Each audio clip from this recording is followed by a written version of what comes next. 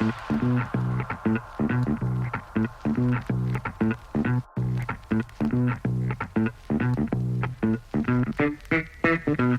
welcome to the Wired and Rewired podcast, a podcast all about the hit HBO series, The Wire. I'm Chris, and this is my 1,000th time watching The Wire. And this is Ellie. It's my first. If you're new to the force or a long-time veteran, we think you'll find something here to enjoy. Today we are covering Season 4, Episode 12. You're not going to enjoy this episode, guys. Sorry, let me just cut in with that right now. Okay? All right. Sorry, go ahead. Since you brought it up. So normally Ellie and I talk a little bit before. This was all silence. There was nothing. And I'll tell you also that I broke a rule because I texted Ellie. Normally I wait for her to text me about what's going on in the episode or her reaction. But this time, because this was just like gut punch after gut punch, I had to check in on her. And she had not... Where were you in the process? I was like halfway through, a little more than halfway through. So I didn't give anything away, but anyway. I just knew something. It was some bad shit was going to go down. And it did. Yes, it Big did. Time. It did. Big time. And so, yeah. So we'll get into our own reactions. But I also wanted to mention before we begin, and I'm laying this on Ellie right now for the first time because, again, we didn't talk beforehand because she was mad at me. But I actually feel like it's really important in this episode, I'm being sincere here, that your reactions are the most important part of this entire episode. Probably the entire series. Okay. Because there's just so much that goes on in this episode. So I will do so what I would like to invite you to do is as you go through the recap, if wherever you feel like you want to stop and share your feelings, just feel free to do that. You don't have to wait for me. You don't have to like look I did just now? Exactly right. Perfect segue. So there you go. So that it'll be it won't be that much different, but I want to make sure to just to lay out whatever it is. And she should be mad at me because what kind of friend would know this episode is coming and not give any kind of warning? But anyway, well, here we are. So, okay, let's get back on track for the moment. So as always, we begin by popping a recap. On the trail of missing bodies, Freeman turns to a higher authority after being rebuked by landsmen. Carcetti finds his erstwhile promises of prosperity undermined by the school debt, forcing him to contemplate groveling before the governor in Annapolis. Colvin approaches a pair of familiar faces, Deacon and Watkins, to keep his experimental class funded. Bubbles considers taking extreme measures to rid himself of his nemesis. Prez is rankled by Dukie's academic promotion. Marimo gets his walking papers. Omar orchestrates another big sting. Namond and Cuddy get a first-hand taste of the quote-unquote new Michael, and Carver's promise to look out for Randy ends up looking empty. The episode was written by George Pelecanos, and it was directed by Joe Chappelle. The episode premiered on December 3rd, 2006. All right, Ellie, why don't you kick it off by busting out that epigraph? That all there is to it, said by Bubbles. Yep. See, all you have to do is just get through the episodes, and that's all there is to it. That's all there is to it. All right, well, before we get to the good stuff, we do have to go through your predictions. Okay. This first one really cuts deep. Ellie had predicted that Tormentor will die. So that obviously didn't happen. Yeah, and, did not. Yeah. You did go the direct. Yeah. Right. Like I said that they were going to try to get him somehow. Yes. To see to his demise in a kind of backhanded way. Yep. Yeah. And they did try. Yes. He did try. Yep. So you did that. You got that. Namond will cut his hair, which is a little bit throwaway. But he braided it. Yeah. So I think we give credit for that. So yeah, he's trying to accommodate the street rules and so on. So I'll give you credit for there. You will start finding the rest of the bodies. Boom, got that. Oh, I wrote this down. All due to Marlowe. I'm not sure what that. Oh, that's what the implication was. So good job there. We'll break the news to the special class that there is no special class and it'll go bad. Not really. I mean, there's some bad feelings going on, but it's not that what I thought it would be. Yeah, I mean, well, I guess we could put a pin in it because we don't know what the fate of the class will be. Right. So okay, Chris will talk to Michael, but it'll be okay. Michael will not be in trouble. So so obviously he's not in trouble. So you got that 100% right. Yeah. But the first part, we didn't see anything, but I am curious to know your perspective on how that worked out. You said Burrell, Daniels, and Carcetti will continue. There will continue to be a triangle of them, and I guess not. Burrell, I don't even think was in this. No, episode, was not he? at all. So yeah, so nothing really going on there. It was all about the bodies. And then Herc's not going anywhere. We'll stick with major crimes. So he was sticking with major crimes, but his transgressions caught up to him. It appears. Okay. So I'll give you a half a point on that. There is commentary with George Pelecanos and George Chappelle, who also did the second to last episode of season 3. So it was actually interesting to hear their conversation again. And you know, as I said already, but I'll say it again, the commentary is always really good. I highly recommend buying the DVD so you can listen to it. But these two in particular so you can dust off your DVD player. Yes, exactly. Exactly.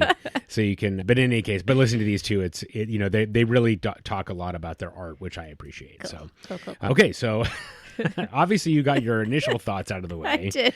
Sorry. But no, that's okay. But I think unless there's anything else, we can get started. Okay. Well, let's see here. I'm going to start. It's a little all over the place Sure. because these threads are all, you know, how they do at the end of the season come together. Mm-hmm. So we got training day for Michael. That's how we start. Yep. Ready for high school. Empty the houses. Patience is a virtue for Carcetti. Burn notice. Oh, God. Okay. Hot shot. And she stands alone. Okay. Okay, so we're going to start with training day. This is how we open up the episode. We have Michael running from Chris and Snoop, and he looks like he is panicked and thinking really hard and running for his life. He ducks into an abandoned warehouse. You know, this is where I am remembering that Chris was told that Michael stood with a snitch and Randy, and I'm like, oh God, what's happening? And they follow him in.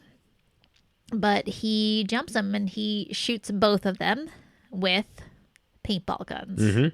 The red explosion of paint there had me thinking for a second. I was like, what the? So Chris and Snoop are impressed, not mad. And Chris asks Michael, they start asking some detailed questions, why he aimed the way that he did. And Michael breaks it down from far away, aim low in case they're wearing some kind of a body armor like a vest. When you are up close, go for the head. And they are proud of him and his progress. Yeah. So at the time, were you concerned? At the beginning, yeah. It was. Okay. I thought that, you know, Michael was in big trouble here. Okay. Yeah. Yeah. Any other thoughts about this or no? Okay. just one thing, and I didn't realize this after watching 150 times, but Michael picks up a rag. Yeah. And Chris and Snoop see broken glass in the door. Yeah. And it's just one of those things where Joe Chappelle talked about it. And it's like, that's just something that you just have to appreciate about the show. They don't show the, you know. You just connect the dots yourself. And then obviously kind of we're coming in for a landing, but again, they're just reinforcing the notion of education for the season. Chris and Snoop are educating Michael, although it sounds like potentially he didn't even need the education he already knew. So it just shows how sharp he is and why he's already kind of valued. Yeah. All right. Okay. So I'm just going to go ahead and move into ready for high school. Okay. So Colvin is meeting with the deacon. We haven't seen Deacon for a while. And there's some talk about when the deacon stopped eating pigs. But it does move into the program that's about to get shut down. Colvin explains to the deacon that the school board doesn't want to take any risks with the budget being such a mess at this point. We know that from the last episode. They are $54 million in the hole. The deacon offers to connect him with Delegate Odell Watkins, which is what Colvin was hoping for because he's got that Carcetti connection. Man, I never did understand why you stopped eating the pig. I ain't been in a Pollock Johnny since 1974. And if you knew what was good for you... Look, I know what's good. I remember when you did too. I never saw you going all Muslim on. Ain't that? But I do believe that other faiths have got the pig figured better than us AMEs. See that? If you're checking out, I might feel the need to say a few words. No, I ain't got nothing to do with that. I love my PJs, but they do repeat on me. As memory serves, you gotta go with the original sauce, not the kraut and chili like you do. No. No, ain't about no sauerkraut.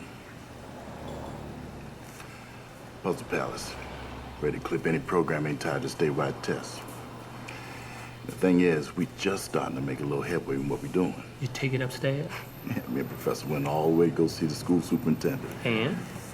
You read the papers? They're a little busy ducking that budget mess. $50 million in the hole. They scared to take any more problems to the new mayor. Is your thing a problem? Depends on how you look at it. A cover ass type person might say we just tracking any students that can't hack in the regular classes, getting them work that don't show up on those statewide tests. So they all say it's okay, they keep the program, if not, we on the street.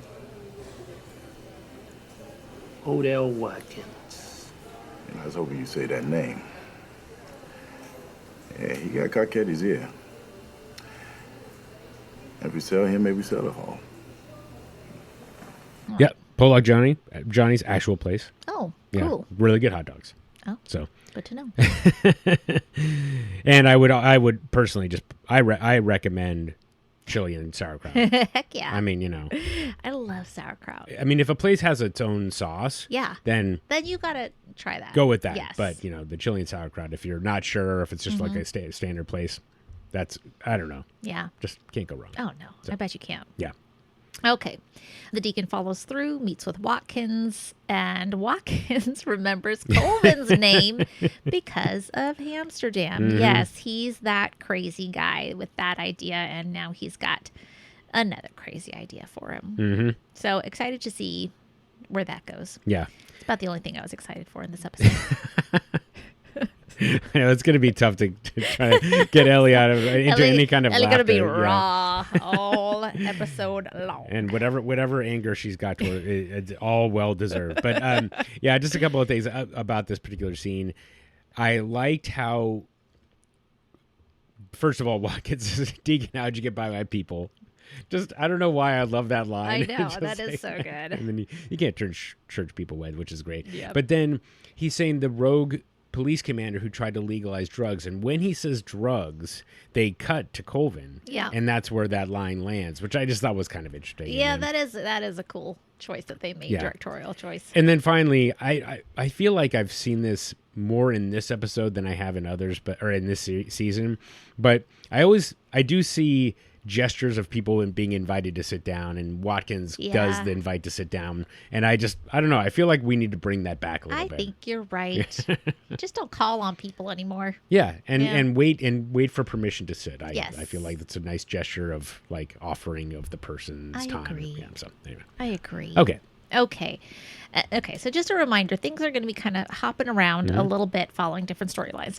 Prez visits Randy at his home where he is staying with his foster mom, Miss Anna, and he is helping her dry dishes, get some specific, pointers on how to do that. He is still not going to school because, people think he talked to the police, which he did, but not as much as they think he did. So Prez is there dropping off schoolwork, and he tells her, he hopes things will calm down soon. She tells him they are thinking about switching schools for Randy, which is very sad. So he drops off the homework, and as he leaves, before he gets in his car, he looks down the street and notices a car that is parked down the block. So we can surmise that is the police that are keeping an eye on him. Yep. Yeah. A question for you about this kind of interaction. Was this something that you ever had to deal with, where you had to take time out of your day to go to a student's house? No, there were a couple of times when I had a parent that I really felt should come to a conference, and I was prepared to go to their house to get a hold of them, but ultimately didn't need to. Okay. Yeah. Okay. So, but there are times that I was like, okay, well, I really need to see this parent about this child and what they're going through. And finally, I did go through my higher ups first and say, like, I need your backup to, they're not listening to me. They're not coming. So can you have a principal make a call? And that made them come in. Okay. So, but yeah. Interesting. Yeah, okay. But I was like looking for addresses and thinking, okay, I have to knock on this door and ask, for them to come to the school and have a chat. Interesting. Okay. Yeah. But it wasn't. And so I'll ask here, like, I can't imagine, but the notion of somebody being afraid to be at school because they have spoken to the police or essentially, never anything like that. yeah, No. that's it. We'll talk about what happens later. It's just that part feels very foreign to me. yeah. But one thing they'll mention, there's one thing that came up during the episode where George Pelicanos talked about how it was drawn from real life. So okay. it's just interesting. I have to believe that, Yeah. this kind of thing, that kind of fear and Yeah, that kind of I can believe it. thing. Yeah. Threat Yeah. is real. Yeah. Okay, the next morning, Prez meets up with Ms. Donnelly and tries to tell her that Dukie is not ready for high school. And she says, look, I can see how much effort you're putting into him. Sometimes he even smells like soap. She knows he and his wife don't have kids, but she does warn him from getting too attached, from adopting him. And says, kids move on whether you're ready or not, and there are more on the way. So it's a painful lesson. And then she tells him he's got 5 minutes till his next class starts. So get the hell out of here. I understand what you're saying. Some of those kids are ready for high school, but not Duquan. I've Adopted him? I've noticed Duquan this semester. He's more nourished, wears fresher clothes. Sometimes he even smells like soap. You and your wife, you don't have children, do you? Not yet, no. Well, have some. For better, for worse, they're yours for life. The kids in this school aren't yours. You do your piece with them, and you let them go. Because there'll be plenty more coming up behind Duquan. And they're gonna need your help, too. You've got your third period in 5 minutes, right? Yeah. Yeah, it's sad but true, like get attached and then they got to move on, and you can't follow them all the way through. You got to just kind of trust that they'll be okay. Yeah. Yeah. And that you've given them enough resources to be okay. Yeah. And in your experience, I'm sure you must have come across some kids that were moving up and you felt like they could have benefited from more time. 100%. Yes. Anything to be done about that? No, I mean, unless there's like most parents, I think, would not, at least not where I was teaching before, where there were higher rates of poverty. Not where we live right now is definitely more affluent than where I was originally teaching public school. And there's a lot of parents who, even if their kids would have benefited from staying back, that if their kid could be promoted, they would want their kid to be promoted. I see. So yeah. Okay. Yeah. Another year in high school, another year before you're, off on your own. No, I can't handle that. I don't want to handle that. Yeah. Yeah, for sure. Yeah. Yep. Okay. So they've got the state test coming up. So all the classes are practicing these, questions that mean nothing to anybody. Prez's class is rowdy, but they settle down. The special class, though, has more resistance to it. They talk about people going out to dinner, or people giving allowance, stuff like that. Zenobia says, answering a question about allowance, why am I even bothering to answer that when I don't get not only do I not get an allowance, I don't have a stable place to live. Sure. Right. Yeah. And we see Colvin give a look to Namond, who just shakes his head. Yeah. So we got some of that going on. Namond complains that his class is now no different from the others. Yep. They lied to them. And Colvin agrees, shares concerns with Parenti that the test doesn't connect with the kids at all. It doesn't even connect with him. And I think that's a fair assessment. Yep. Yeah. Yeah. I mean, what was your read on, I guess I was trying to think of how the kids responded, at least the rowdy class. It felt like they at least were a little bit more. They were having a discussion about the material as opposed to just completely opposed to it. They were, yes. Yeah. And that's where the discussion about the intimacy, right, happens. That's with later. Prez. That's with right. Prez later. Yes, Yeah. that's with Prez later. So, yeah, we'll talk anyway, about that later. Yeah, I like that one. Yeah, but it just goes. I mean, it's exactly what they predicted. So, right. yeah. It is. It is. Okay. Moving along here. Where are we? I was just... Sorry about that. Okay, no. Okay, so after class, Dukie tells Prez that he is scared of switching schools. He says, "What did I do wrong?" I hate that so much. Yeah. Prez reassures him, says he's ready. He can always come back if he needs help. And he goes on and tells Prez more about just how to use the computer and where to find things on it. It's really sweet. Like, he's worried about what will happen to Prez without him there. Yeah. Yeah. Yeah. Yeah. It's so. I feel like, Dukie will be better off than the others in many ways because of, you know, the connection that he made and being able to see that he is smart and he has a value. And so it makes me feel at least a little more hopeful for him, which is kind of crazy to say given where, you know, I've said this before, where Dukie starts this season is to the Dukie that we have now it's such a huge transition. Sure. Yeah. Yeah. I mean, well, it's just like, I'm surprised you have hope after this episode. I know. Was one like teeny tiny iota of it. So this is something that I did not realize until watching the commentary, but this is the first of 3 adult to child physical contact. And it's interesting just how you know, Prez is trying to reassure. Prez puts his hand on Dukie's arm, and he's trying to reassure him, but it just clearly doesn't make any impact because Dukie just goes back to business essentially.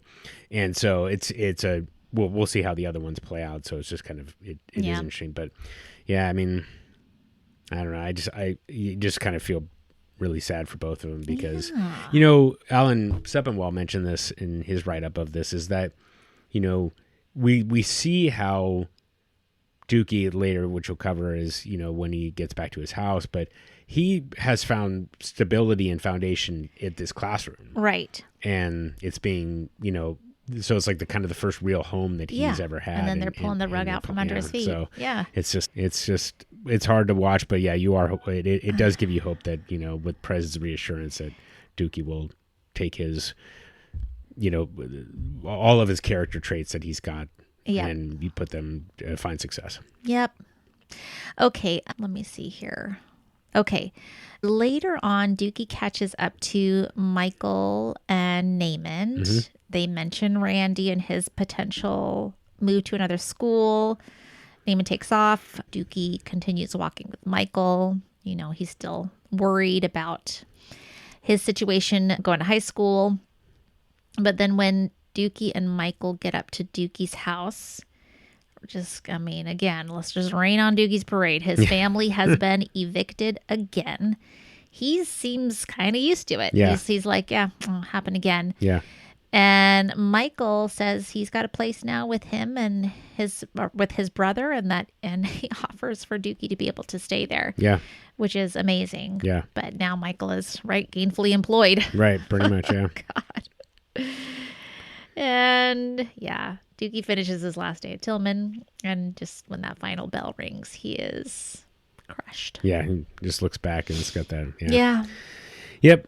And so one thing I guess I did not. So did you? Did I have us jump over the intimacy discussion? Yes, the intimacy discussion. Okay, because we got to talk about that. Intimacy. No, how did she say it? I can't even remember. That's so pretty, cute how she says it. I love it. Yeah. Yes. So yeah.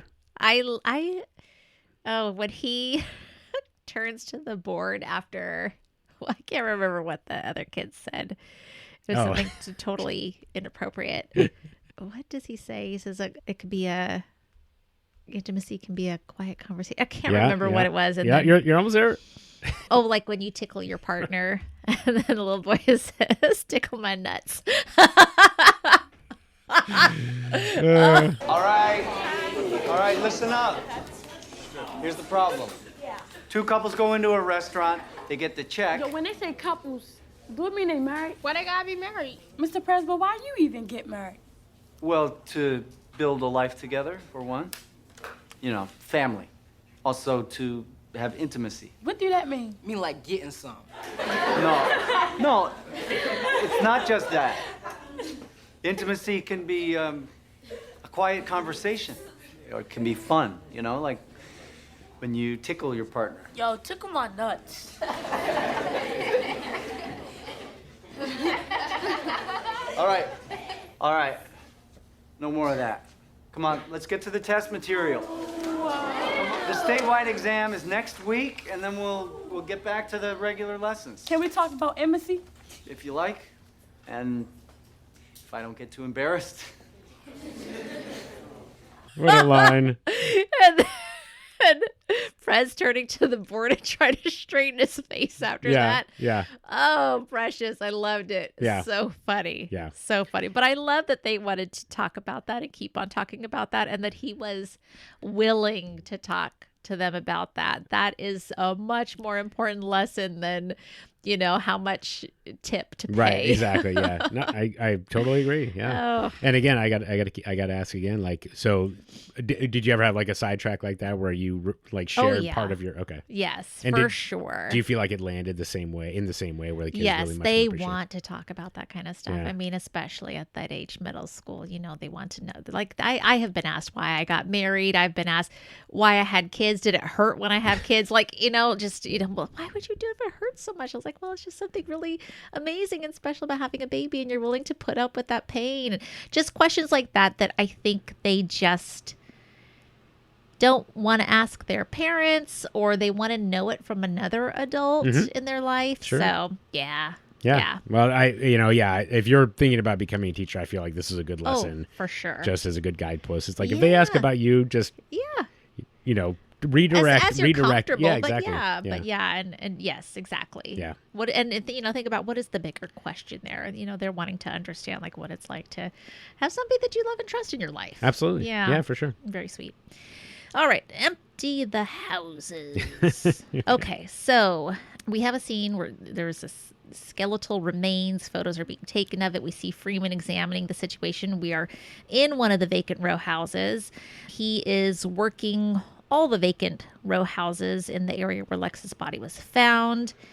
He has, of course, come to the realization that the nails that are used to seal the house will let them know if there are more bodies hidden in other vacants. And he explains this to Landsman, who's shown up. But Landsman shuts him down. He says opening more houses is going to wreck the unit's clearance rate. We don't go looking for bodies, he says. And Freeman may not be a direct report of Landsman, but he pulls rank on him anyways and takes off. And Freeman is pissed. And Bunk tries to calm him down.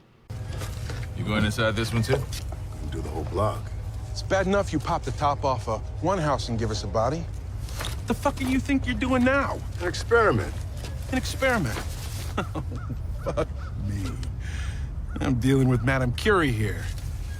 This nail here comes from a nail gun. And it comes from the house with a dead man inside.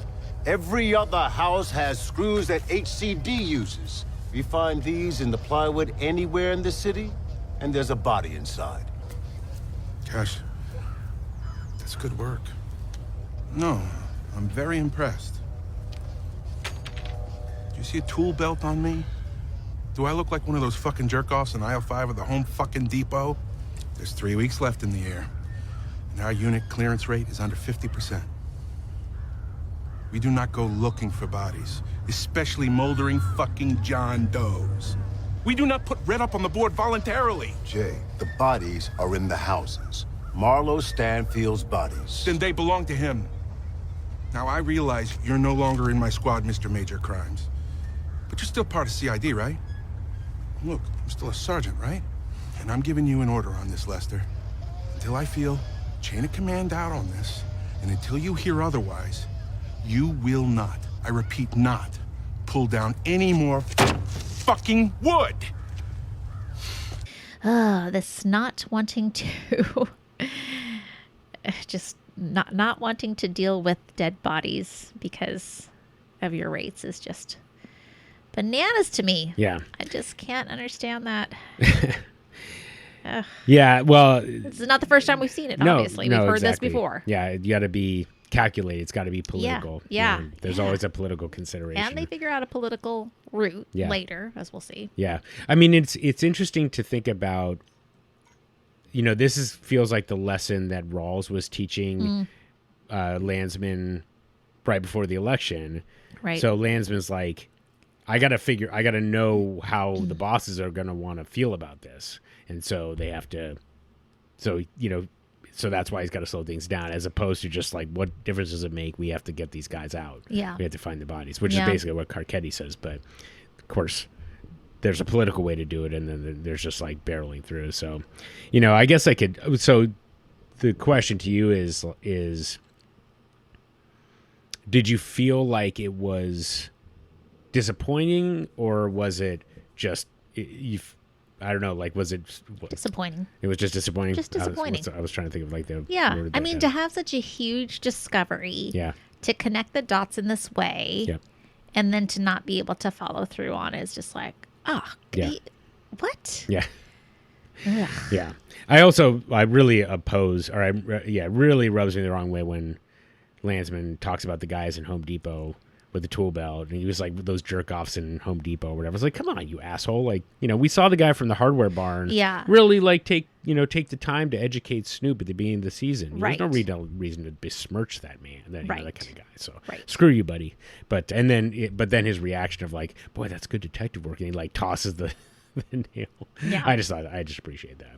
And then of course I liked how Freeman went back and picked it up, and then we see it later. So that's pretty good. So, yeah, but it's a good scene, and it's a nice reveal, I think, from what we ended with last scene. Yep.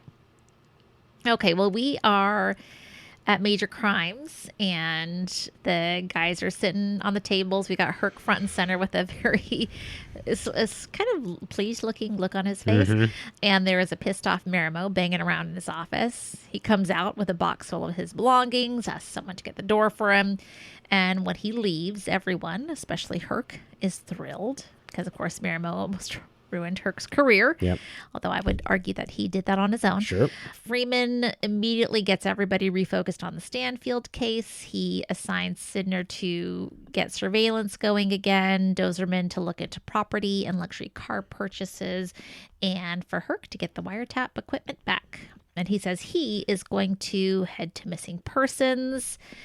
And, oh my God, Jesus, Herc.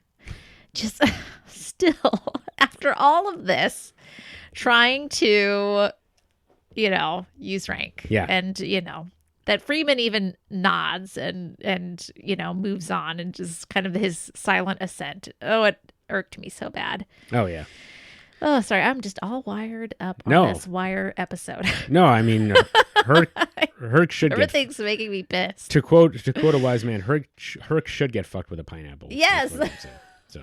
Sorry, that was so loud in your ear, I'm sure. I'm sorry. Okay. I thought I was too loud. Like, could you hit that line a little order? Okay. One thing just out of the commentary from this scene, Chappelle asked Pelicanos whether the plan for Freeman's character starting in season 1, where he had relatively limited lines, to then growing to season 4 where he ends up, was that plan. And Pelicano said, as far as he was concerned, like, no, Clark Pierce just like he just grew into the role, and the role just kind of, they built it around this actor. So he really essentially earned the bigger spot, which I just thought was a nice little look. Nice to see the development. It was both on the personal level and then on the character level. Yeah.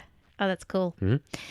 Okay, well, Asher is back at the unit, and he's just like, what is the command thinking, moving me around so much? Mm-hmm. And Freeman kind of dodges the question. He asks Asher about that beach house that we remember Kima asking him about too, just to get him off track. And he could hardly even answer. And Freeman's just like, that's great. That's just great. Yeah. And later he tells Herc that Asher is one of the department's most effective commanders, probably because he stays out of everything. Exactly. And just lets stuff happen. Yep. Yeah, and it was a call. I felt like it was more a callback to Rawls when Rawls asked him about the beach house. Oh, because it was almost exactly like he cut him off right in the middle. So that's right. But no, Kima did it as well. Yes. So, yeah. Well, Kima asked him. She wanted more details. Yeah, exactly. Yeah, to get what she wanted. Right. Exactly. Yeah. Okay. Yep. Freeman meets with Daniels and Perlman and is making the hard push to keep searching vacant houses. Daniels expresses concern about those murder stats, and Perlman wants to know how this is all connected to Stanfield. Freeman explains the money trail and his plan for a wiretap.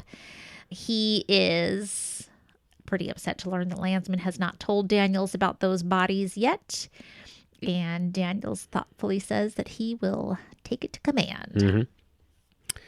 Mm-hmm. So just one little note about this scene in particular. So this one thing that Joe Chappelle, the director, said that I never really appreciated was that because this episode comes at essentially the climax, it has built up all this energy towards this particular episode. He uses this technique of just the camera is always moving, even just like a little bit. Yeah. And when you're watching this, you realize that, yes, it is, I mean, really pretty subtle. Like just pans of, you know, not much, not like big sweeping things, but you just always feel like everything is moving, which is really fascinating. And so when he was mentioning in this scene, I was like, oh my God, that it is always moving, essentially. Right. Just a little bit here and there. And it projects this feeling.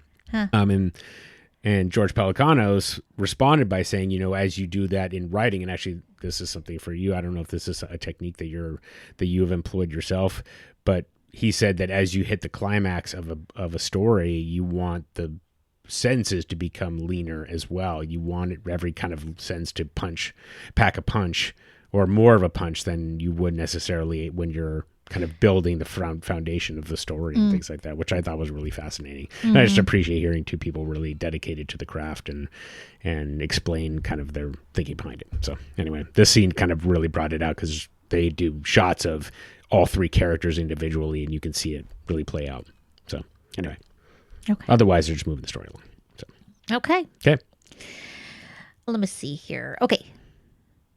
Later on, we have Rawls taking... Okay, sorry. No, back up. Daniels goes to Rawls. That's what happens.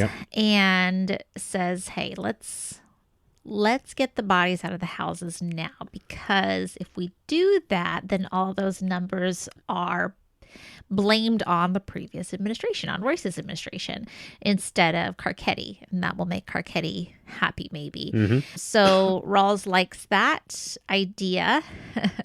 We know, however, that Rawls doesn't want any good ideas to be coming from Daniels to higher ups, right? Because he knows that Daniels is in line for his seat, whether he knows it or not. He tells Daniels, oh, let's just keep this quiet. Let's just keep this on the down low, you and me. How many? As a theory, Detective Freeman believes there could be additional bodies in those vacants, maybe a dozen or more. He believes? Lester Freeman is not in the habit of selling wolf tickets. I, for one, would not bet against him. And what do you suggest I do with this information? My feeling is that City Hall should be brought into the loop. We pull the bodies now before New Year's, and the stats go to Royce's last year in office. Matter of fact, it gives Carcetti an advantage with regards to next year's crime rate. You mean? Tell the mayor that now is the time to empty those houses, not next year when it's on his watch and he has to eat the stats. Colonel, I see you've thought this through. Politically, I mean. I'm learning as I go. I bet you fucking are. Colonel, keep this conversation close. That's a direct order. So later on, Rawls takes the idea to Carcetti and doesn't mention this comes from Daniel, so it seems like it's coming from him. And Carcetti says, look, I told you guys, no more stats games. Don't worry about the stats. We need to get the bodies out because it's the right thing to do. But yeah, let's get them out before the new year. So, so that's where we are on that. I it is kind of funny. He's like, he seems very sincere about no more stats games, but do it now. Do it now. Okay. That night, Freeman, Bunk, and McNulty are at the bar. Freeman is arguing about this, getting all of these bodies out of the houses and why they need to do that. Bunk is trying to change the subject. It's so funny. We've seen this before. Lester drinks and continues working. He drinks and becomes more pensive. Bunk wants to forget everything about work. And now we have a McNulty who doesn't really drink anymore. So it's really an interesting dynamic. And, Bunk goes on and he's talking about J-Lo and how she could be with an itty bitty Spanish dude and her... There's no way he can fill a booty like that. That's so inappropriate. I don't know what J-Lo thinks about them talking about her like that. Anyhow, so Freeman says he bets he can open any row house with matching nails and find a body. So let's go do it. And they do. And it's little Kevin. I mean, I'm police, right? Murder police.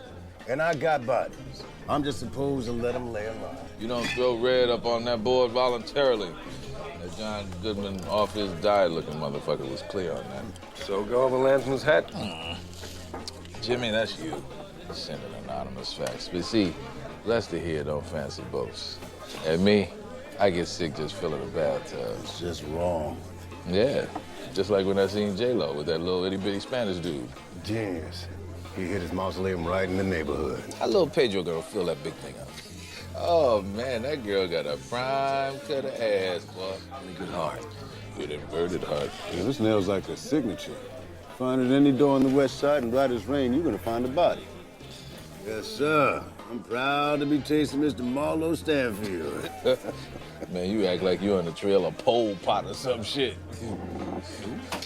Motherfucker, I got $10 says we can leave here right now, go to any boarded up row house with a nail like that in the door, and we will find a body. Make it 20. There you go. Well, but first, let's have another little taste. Jimmy, you in? I'm good. Oh, come on, man. Take that skirt off and have a drink, for Christ's sake. Drink Ah. Hey. Play like that? Oh, is that? I swear I did not know who that was. Okay, yeah, I did not realize that either until I read a recap. Really? Yes. Okay. Yes. Good for you. So that one was little Kevin. Okay. I swear, I was like really low. I was like, who the hell is that? Yeah. Oh, okay. It's little Kevin. All right. McNulty wants to call it in. Freeman says he's not allowed to without approval. Mm-hmm. And he promises it's a new day with Daniels in charge. And, of course, they all note that it is pretty bizarre that McNulty is now the sober one driving them home. Yeah. When did that ever happen? Remember back when McNulty was drunk and careening his car on that curve? And my, how far we have come. Yep.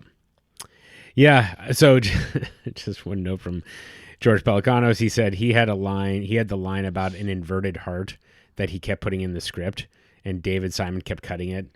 But he ended up sneaking it into the bar scene when Bug was talking about J-Lo's behind, which I just thought was kind of hilarious. Yeah. But he kept trying that, and an inverted heart, like, and you're like, oh, okay, I guess that I can see that. So anyway, and I loved having McNulty there too. It's kind of a little bit that callback from when Freeman was first trying to think about, as you said, and it just adding McNulty there, I thought was.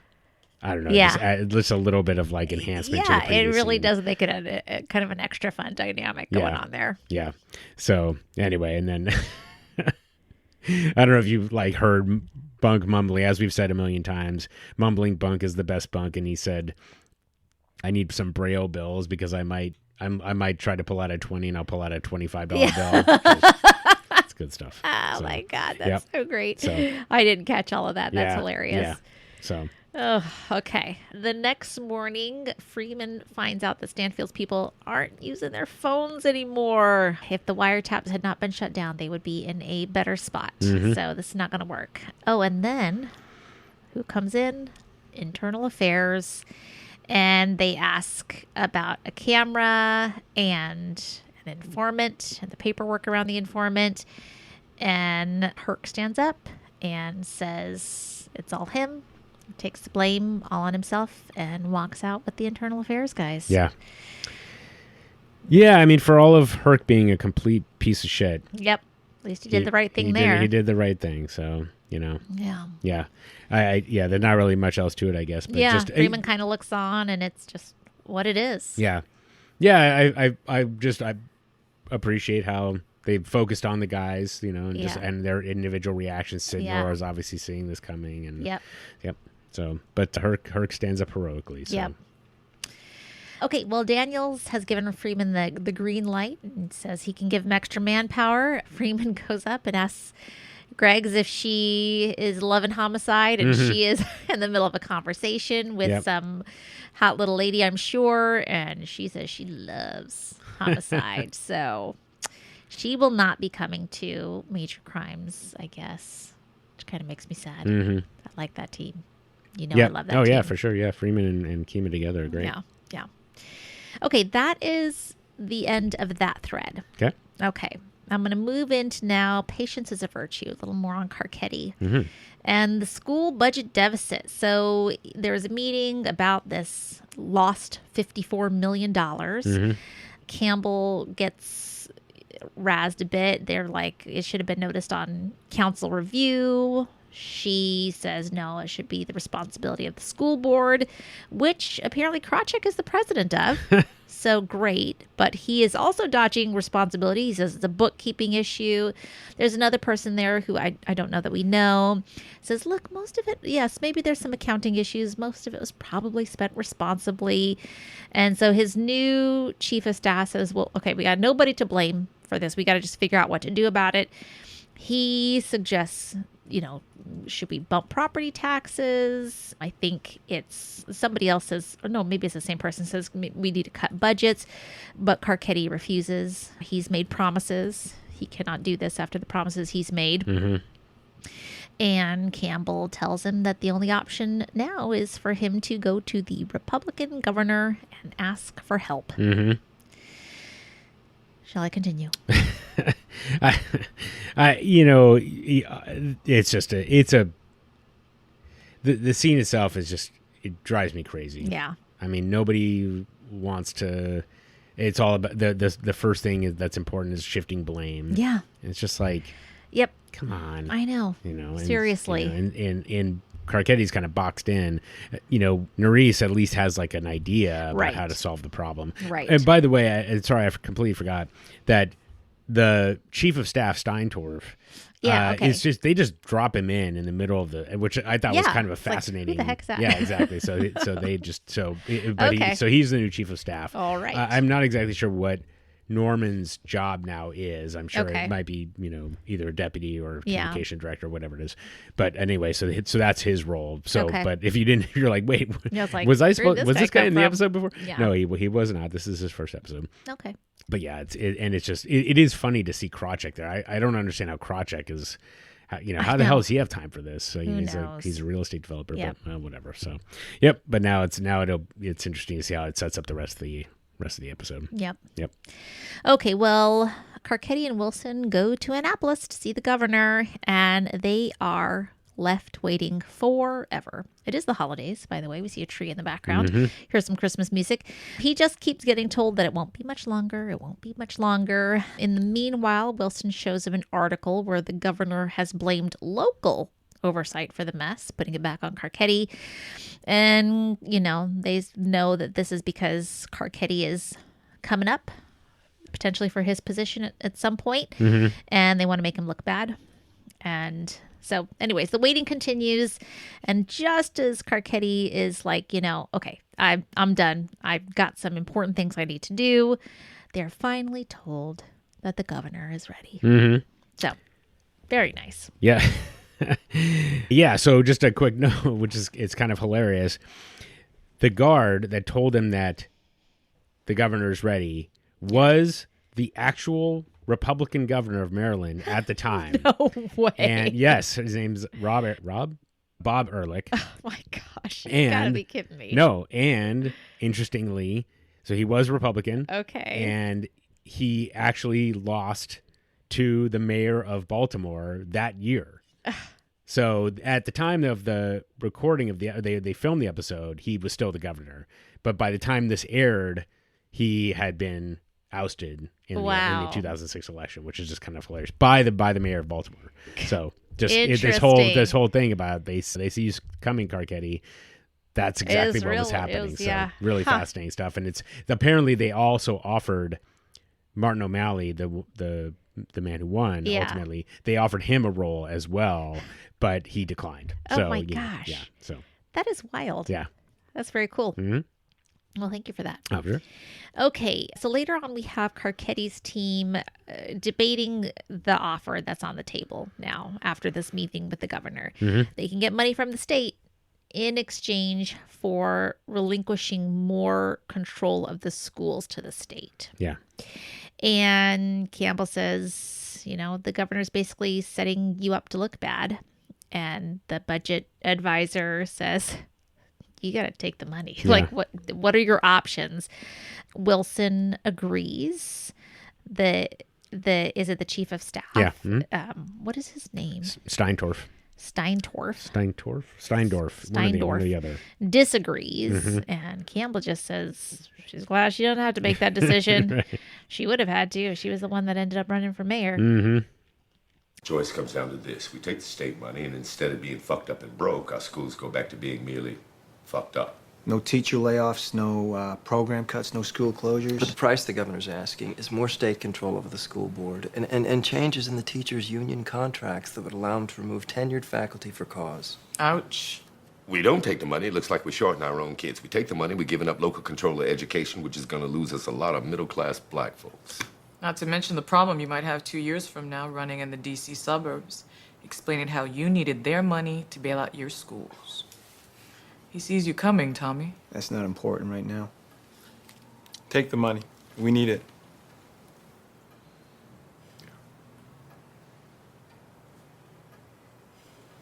Oh, don't look at me. If you take it, you're selling out the teachers, and that's my base. If you don't take it, you're selling out the kids. Either way, I'll probably rip you and half the council will too. Just glad I'm not the mayor. So there you go. Yeah. What do you, I mean, I don't know. I guess if he wants to keep moving up. Ultimately, you got to just take the money. Yeah. Yeah. I'm just now kind of reminded of, we've been kind of blazing through the episode about, like, is that all there is to it? Is that being the epigraph? I don't know. I guess, like, he just has to take the money and that's all there is to it. I think. But, but he's got to think about this other, the other situations for him, right? Yep. Which is so fascinating, because it's like, it drives me absolutely bonkers how much Herc cared about his career over everything else. And yet here is Carcetti, who basically knows that he is going to be a one-term mayor regardless. So his only hope is to move up to the governorship.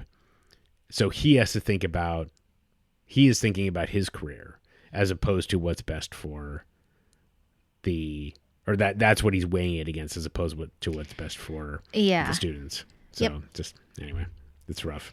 Yeah. I mean, ultimately, well, this is just me. You got to do what's right for the kids. Yeah, the sure. kids at this point need the money. Yeah, exactly.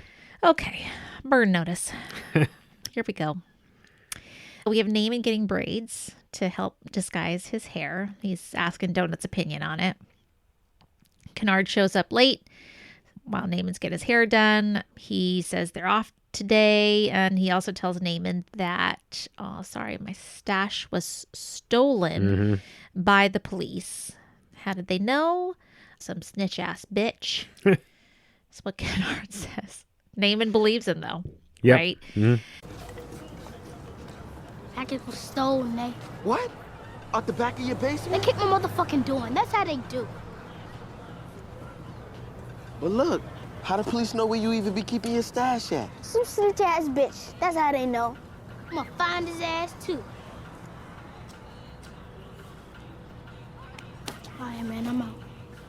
Later, he's talking to Michael about it. Michael says, Kennard stole it. Yeah. Hello. Did you see where the hinges broken on the door? And Namond tries to say, he sweated him, like he, really was grilling him. He did not. He did not. Michael tells him you got to check the door handle and that he needs to, quote, step to him. Yep. For whatever that means, we shall see. Damn, son. Kennard said the police took it? He said they kicked his door in. They ain't locked no one up? Yo, you see that door? Where the hinges broke? I mean, if he said they put the boot to it, them hinges gotta be hanging free. I swear to him, yo. He wasn't trying to scheme me. That little motherfucker took that shit for himself. Bet it. And now, you gotta step to him. Put something real behind them words. Yeah. Yeah, I mean, it's interesting, and obviously there's a lot revealed about Namond in this scene. Yes. In this gosh, episode. this whole episode. Yeah. Yes. So my heart breaks for Namond in this episode. Okay, well, in that case, I won't belabor too much, but this is like just they could not stop talking about how well prepared Julito McCullum was for this episode, and he just does such a terrific job. He does. So it's great. amazing. Yeah. So obviously it had an effect on you. Yes. So, yeah. He tells his mom. She just explodes. She accuses him of being ungrateful for everything that she's done for him, keeping him in those Nikes. She reiterates again that he is not enough. Mm-hmm. She tells him that he better go, basically, give it to Kennard, punish Kennard. Mm-hmm. And he starts to cry. He tears up. She shames him for that, and he leaves. She yells at him again for leaving. What you mean Kennard took the stash? And he's still walking around? I'm gonna talk to him, Mom. Make sure this never happened again. Look at me, boy. Kennard got to feel some pain for what he did. He got to. You don't what, motherfucker? This how you pay me back for all the love I showed? Shit. I've been kept you in Nike since you were in diapers. I'm trying. You trying, huh? That's what you gonna tell your father the next time you see him? That you trying? Or you gonna tell him what you've done? Well, he done got him locked up. That's right. Weebay walked in Jessup a man, and he gonna walk out one. But you out here, wearing his name, acting a bitch. Oh, look at you, crying now.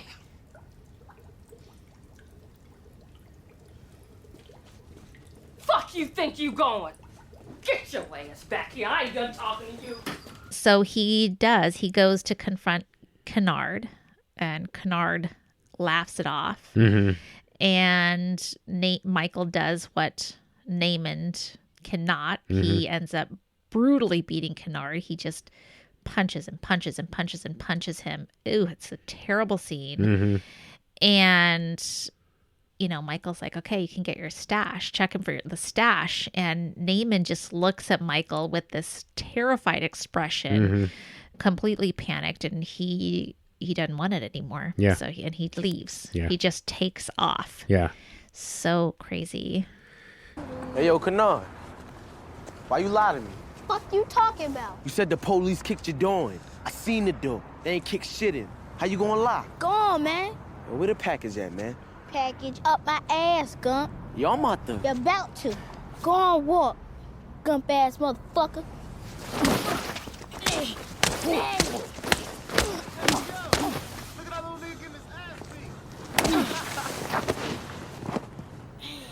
Yo, I was talking too goddamn much. Go ahead, Nay. Get your pack off this bitch so we could go. I ain't want it. Yeah. Yeah. That's all. Any other? Just like in my mind, I'm like, does Michael even get that he's turned into a monster in this moment? That he's looking at him like that Namond's his own friend is looking at him like he's a monster. But I don't think Michael does. Michael doesn't even see it. He's just like, what's wrong with you? Yeah. So yeah. Yep. Yeah. I agree. So the first thing was George Pelican said he didn't realize that Kennard was that young when he wrote the scene of him getting beat. Oh my God. So Okay. He's like, when I saw it, I was like, oh, holy crap. That's a little, that's a little more excessive. brutal. Yeah. Now, I don't know if I'm reading a lot into it, but it felt very reminiscent of what Chris did to Bug's dad. Yes, Okay. totally. Okay. The punch, So you got punch, that. Yeah, punch, yeah. Okay. punch. Yeah, the endless. Yeah. And then, but they said that this really just drove home what Michael was becoming. Yes. The other connection that I made to it was with Ziggy in season 2. Oh, And yeah. when he shoots the kid in the store, Yes. and he just doesn't realize, he just never thought Yeah. that he never got close enough to the violence, or in his head. Right. And so when he saw it, it was Yes. just like It's just too like, much for oh him. my God, yeah. And Namond just saying it in that just like that robotic voice or Yeah. whatever. It's just like he's just completely in shock Yeah. and can't even get the words out. And the way that Julito delivers it is so great, Oh, because for it sure. he's saying the words, but they're so hollow. It's a terrific Agree. scene. And of course, like, it just completely shocks. I mean, it's just shocking. Yeah. Also, so Yeah. yeah. Ugh. Whew. Yeah. Okay, got through that one. Yeah, just the last little bit. I mean, sorry, but so the actor's name who plays Kennard, his name is, hang on a second, I will get it. It is Toliso Dingwall. Okay. And they said, I think last time, and they said it, the boys went in the commentary last episode, and Chappelle and Pelicanos in this episode said he's just like the sweetest kid. Mhm. And yet when he is stepping to Namond, Oh my God! oh my Yes, God. the way he talks. Oh my gosh! Yeah. Yeah, it's just go on, and then he's Yes. like, package up my ass, Gump. Like, just oh my God, it's Yeah, so good. So it's terrible. It is. Yeah, Ugh. I mean, it's I right. mean, It's terrible, but and funny hilarious. Also. Yeah, Yes. exactly. So, Yeah. yeah. So anyway, okay, that's all I got. Okay. All right. Let me see here. Okay. So back to Randy. Carver comes by and reassures Miss Anna that the officers are still watching Randy's house. They've got him. They're looking out for him. And he even gets invited to come in and eat. Yeah. I already knew something bad was going to happen at that point. Why? Because they're like building in like this debt that's going to just make something with Carver feel worse later. Oh, that's what I was interesting. thinking in my mind. Oh, okay. This is too sweet and high of a moment for there to not be a huge drop Okay. later. Yeah. All right. Well, I guess that is the theme of this Yeah, episode. and the whole time too, Randy's face, he does not ever like crack a smile Oh, or no. anything. He is just like looking at him. Oh yeah. Not trusting. Yeah. With good reason. Yeah. Well, and I thought that Yeah. was an interesting contrast when Prez shows up. Randy's Yes, all smiles. yes, He's happy to see him. yes. And then when Carver shows up, my God. Yes. And when he walks in the door, he is just completely eye fucking he him. is. Just like He that. is 100%. Yeah. Okay. Later, we have Namond show up at Cuddy's gym, and he just starts laying into Dukie. I hate this so much. You know exactly what's happening. He is picking the next person, in the pecking order down to make himself feel better, and doing it in front of Michael, of course. Mhm. But Michael's not going to have any of this, right? He knows exactly maybe he doesn't know exactly what's going on, but he knows he's picking on Dukie for no reason. Mhm. So he snaps and he just starts slapping Namond around until Cuddy comes over. He breaks it up and he just tells Michael to go on and not come back. Yeah. So he has now banned Michael from the gym. Like Mhm. his one connection outside this whole thing with the Stanfield organization. And in the meantime, Namond breaks down crying. Yeah. Oh, it broke my heart. Oh, yeah. Oh, man. So, yeah, I mean, it's the whole track of the scene is just fascinating. Yes. Because he comes in, Namond does, and he's trying to like act tough again. And Michael's I don't even think he looks at him. No. And then, Namond in order to get his attention. Mhm. So it's a fascinating kind of turn for the characters, Yep. right? To like, well, this guy's not paying attention to me this way. Yep. So I'm going to get his attention this other way. And of course, there's terrible repercussions for him otherwise. Yeah. So. Oh, God. Yeah. I know. Yeah. I just, part of me is like, yeah, stand up for Dukie, but then, I don't know, just knowing, why Namond's doing that, why he's calling him a gump and saying he smells bad and all this stuff. Yeah. Oh, I hate it. Oh, yeah. Okay. So Cuddy calls Carver. They've got a relationship. Mhm. And I think he tells him he knows that Namond's been dealing. Mhm. And he also expresses that he feels really bad about, yelling at Michael and Mhm. telling him he can't come back. Mhm. Drink it slow, son. What am I going to do? I'll run you home. I can't go home. She expect me to be my father, but I ain't him. I mean, the way he is and shit, it just ain't in me. What's between you and Michael? Mike ain't Mike no more. He went hard on his boy last night. Fucked his shit up. I can't go home. I can't. Give us a minute.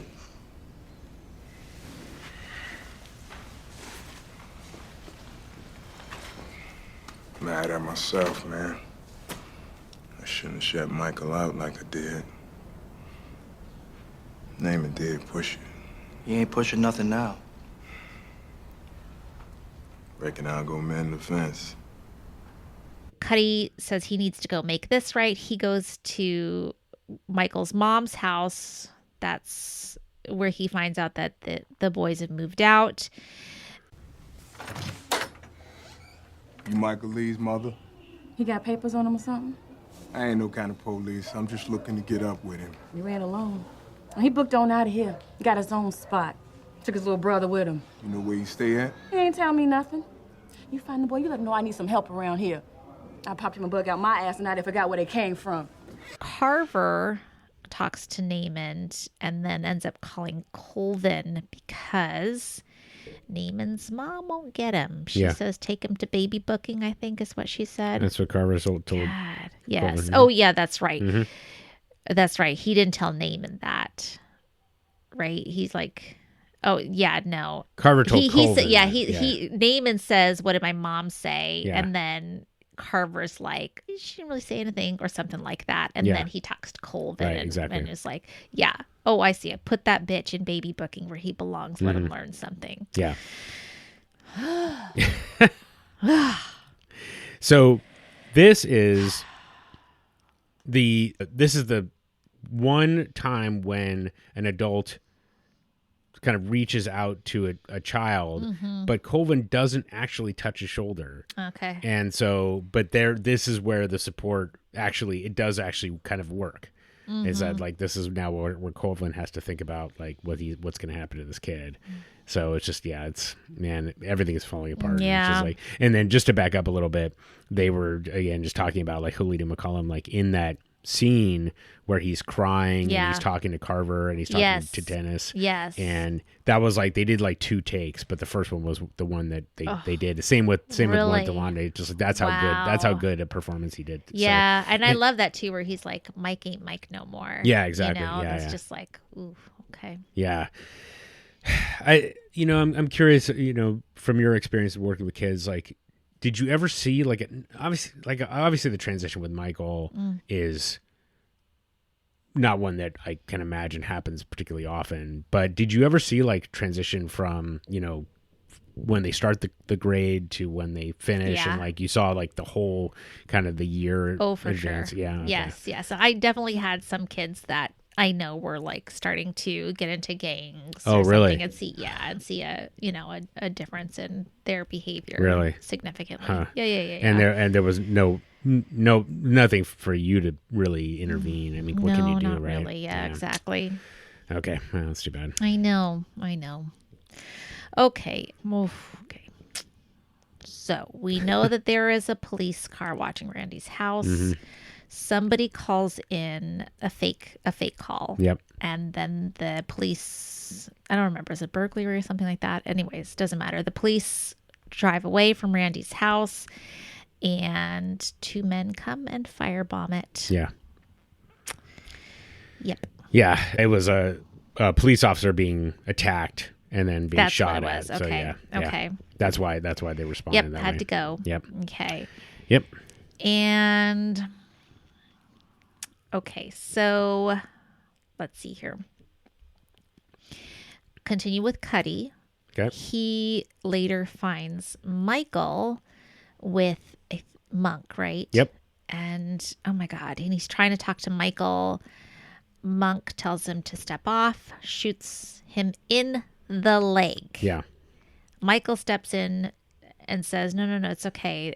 Before anything worse can happen, he says that he will stay with him until the ambulance comes. And Cuddy says, go with your people. Go ahead, son. Yeah. Ugh. I hate that. And it's just like, still, he's like trying to protect him. Yeah. Right? Like, don't get in trouble with them on account of me. Let me get a word with you, Mike.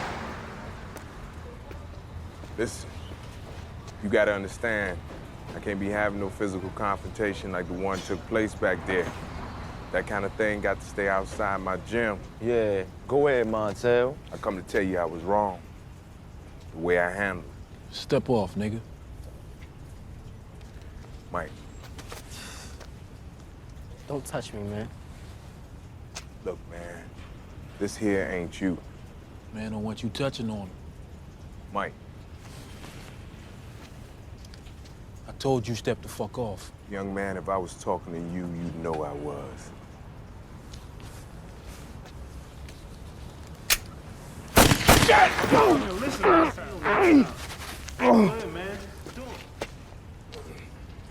Nah, man.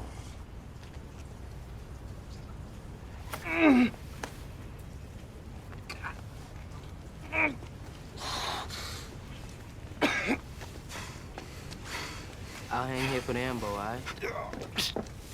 웬일이요? 괜찮습니까? 큰일 났네. 빨리 경찰 부르죠. Go with your people. Go ahead, son. So that happens to Cuddy. My beautiful Cuddy. His leg is not going to be beautiful anymore. Yeah. And then we are at the hospital, not for Cuddy. We are at the hospital because the Miss Anna has been very badly burned. Mhm. I think it says like 3rd-degree burns or something. The second, Yep. 3rd-degree burns Mhm. outside of her room. At first, I thought it was Randy too, but Randy is okay. He is sitting there and waiting, and Carver tries to talk to him and give him assurances, but Randy doesn't just listen. As Carver is walking away, he's just yelling at him, "You gonna help me? You gonna look out for me? You're gonna look out for me, Sergeant Carver? Do you mean it? You got my back?" And Carver's just not looking back. He just keeps walking and walking and walking. Mhm. That was fucking awful, and I'm not even done. There is still more. Okay? Because now I gotta start talking about bubbles. All right, anything Well- you want to say, Chris? You got anything to say? Go ahead. Go ahead. Okay. Okay. So I'm going to go in reverse order because there is something I think that is redeeming about Dennis. Yes. So I'm going to go there first. Okay. All right. So in reverse order though, Carver again touches Randy and he just shrugs him off. So that's like that was the 3rd attempt for an adult to make connection with a child, but obviously Randy doesn't have any interest in it. And it's just I think that the walking away scene, right? Yeah. And it's there's something artistic or whatever about, so Carver's walking down the hallway and then as he gets to the door, he's in the dark and it's just very dark in the scene, and it just really, I think, shows kind of where Randy is essentially. Not that not that the symbolism is necessary really, but it's just like that part is just it just kind of compounds the feeling of it. And then of course, like as he's walking away, like Randy has just got to be full of rage for what has happened to him. Oh, he was supposed to be supported and he was trying to do everything right. That's what they told him they would do. Yeah. And then of course, like Carver just, the whole system failed. It wasn't, Carver, we all know, I think, that he tried to do right by Randy. He did. But, he did. At the end of the day, the whole system just had no interest in his protection. And so that part, and as you said, like that being the end of this episode. Yes. After everything else is already so fucked up. It's that I like, haven't even discussed there's yet. no redemption at the end of this episode. Well, that sucks. No. So then just to back up to Dennis. So Dennis is the second of the 3 where he puts his hand on Michael's shoulder. So that also doesn't work. Yes. Now, in this situation, of course, like Dennis is trying to reach out back to Michael, but of course, like Michael is still in the mindset that Dennis is a threat to him. Yes. So now I have a little nitpick in like Dennis had to know that Monk was serious.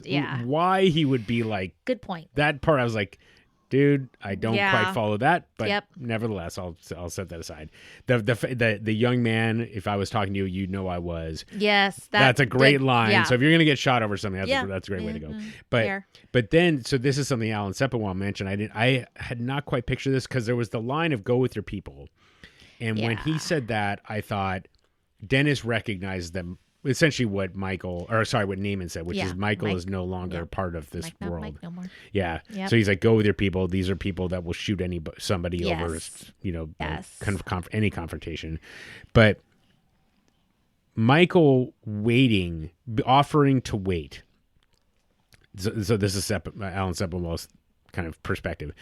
Michael offering to wait is showing that he still had some humanity left. Right. But as you said, Dennis is looking out for Michael. If he had waited with Dennis, who knows how those guys would have reacted? Like, oh, well, you're helping this other guy.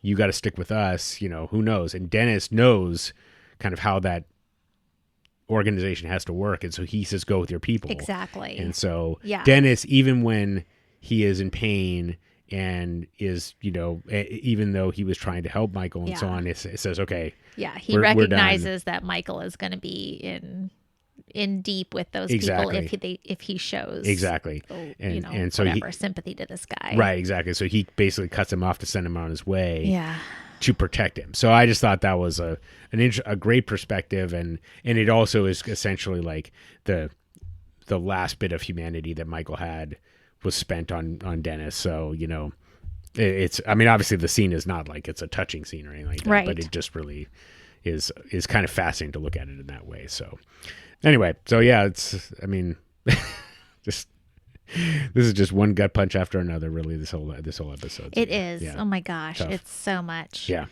Okay. Let me see here. Now Bubbles. Let's just get through it. Come on, fight through it. You can do it. This is the one. Okay. Bubbles is talking to some fruit vendors about how to deal with this tormentor, this guy that just will not stop robbing him and beating him. They say hit him while he's passed out. No, that's not really his style. Give him a hot shot. They start recalling somebody who used formaldehyde and made a ton of people sick. I think they talk about rat poison too, but that's not a guarantee. So they suggest poisoning him with sodium cyanide. Oh, that's right. The rat poison won't cook up the same. Sodium cyanide, they say no one will question an addict's death. Like somebody that's already on their way towards death because they're using drugs, nobody's going to question it. Stalk a nigga, man, and stole your shit. Yeah. As soon as he gnawed out, bust him in the head with a brick or some shit. Nah, that ain't me. Always give him a hot shot then. Y'all recall Junior Bump cutting this shit with, what you call it? Stole it from the funeral home. Oh, you thinking formaldehyde. That's the shit. Niggas got a taste of that shit. University started a Junior Bump ward. My cousin laid his ignorant ass up there 2-3 times. Ain't no guaranteeing that, though. Use some rat poison there. No, man, that stuff don't cook up right. What you need to use is that sodium cyanide. That shit looks and cooks just like the real thing. I find that. Try, Mentors over there by the tracks. One of those metal shops where they do plate. How much I need? It ain't gonna take much. A vial of that shit'll kill every horse in this state. That's all there is to it? It ain't no thing to kill a nigga who's already about the business of killing himself. And the police, they ain't gonna pay no never mind. You the ones got to live with it's all. So Bubbles goes and acquires that chemical, and we see him with some rubber gloves and, a bandana over his face, and he makes up several vials with red caps. He's ready to go get them out there to this guy. So he heads out of his little garage, and Sherrod's coming up. He is giving Sherrod his own product to move. Yes, he trusts him. He can handle the money alone now. And he tells him to stay away from that foul motherfucker. If he comes across him, just give him the money. Hey, boy. What's up? Big day for you. See here? I got the inventory divided between us. You gonna go up one way towards North Avenue. I'm gonna stay down by the highway. You gonna let me handle the money alone? You ready, ain't you? Yeah, I'm good. All right. Well, let's get on it. I'll see you back here tonight. All right. Hey, you see that foul motherfucker? You let him have his money, okay? I don't need you messing with him. All right. All right. They said it counts right. That night, Bubbles comes home and he finds Sherrod asleep. I guess there's money on the table. He's proud of him. Okay. We know he has not, Bubbles himself has not come across the bully yet. The next morning, Bubbles gets up and he is talking to Sherrod, talking about, getting out there and taking on the day, and it's getting late. Sherrod's not answering. Oh, I should mention too, that night before we see, this is where you texted me. This is right after Bubbles is the black jacket. So that's where you stopped? Yeah. You stopped on this scene? Yeah, I stopped on this scene. Because I knew as Wait, soon as before? as soon as he put the black jacket up, I was like, fuck this, and I turned it off. No way. And then you texted me, and that's when I said, something bad is going to happen. I knew Sherrod was going to take this and die. That's Yes. what you thought? That's what I thought.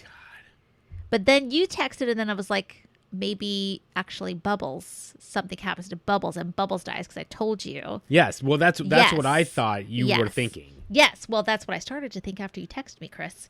First, I thought Sherrod was dying, and then I was like, oh my God, Bubbles is going to die. Okay. Well, sorry about that. But I thought the way it would happen is like, and listen, this could still be on the table. Because sorry. Okay, let me keep on going. Yeah, sure. Okay. Sherrod took the poison. Yes.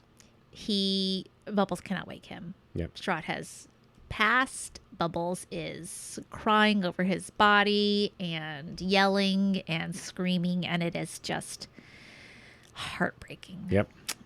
Okay.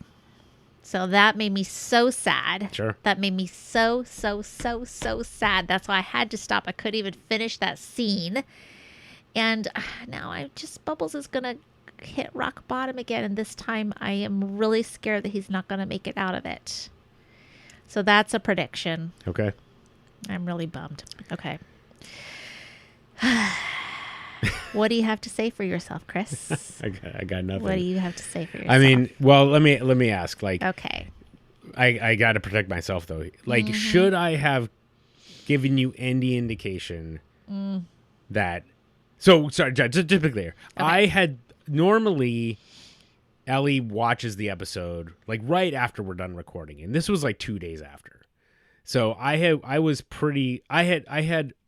reason to believe that you would be done. And so that's why I texted you. Yeah. So that's the first thing. It's all good. So It's all good. It's fine.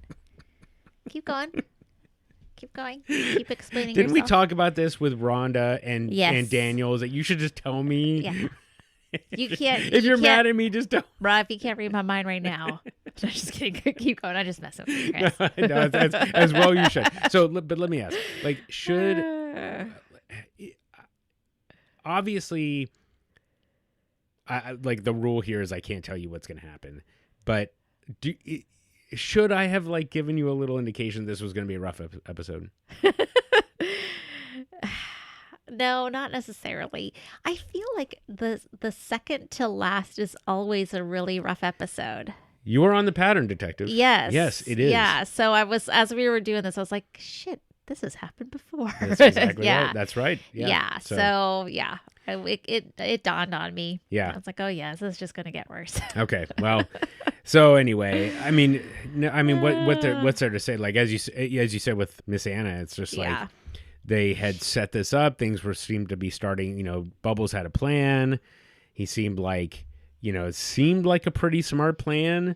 And Sherrod's off on his own, and Yeah. like the whole scene before where Yeah. Bubbles is checking his work, and he's really proud of him, and and then I mean just and so the thing that I just really think was really smart was he wakes up, and he's just kind of talking about how they how to get more light lampposts.